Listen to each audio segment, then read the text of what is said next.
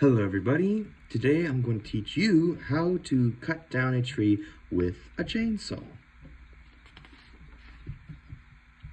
First step, you need to acquire a chainsaw. The cost of a chainsaw is between $100 to $400, so they're quite expensive. The second step is you need to find a good tree. The third step is to cut the tree near the base of the trunk and at 2 angles. Your fourth step is once the tree starts to fall, shout out timber so that anybody around will see the tree coming and can move out of the way. Congratulations, you have now successfully cut down a tree with a chainsaw. Alright guys, hope you enjoyed. Don't forget to like, comment, subscribe.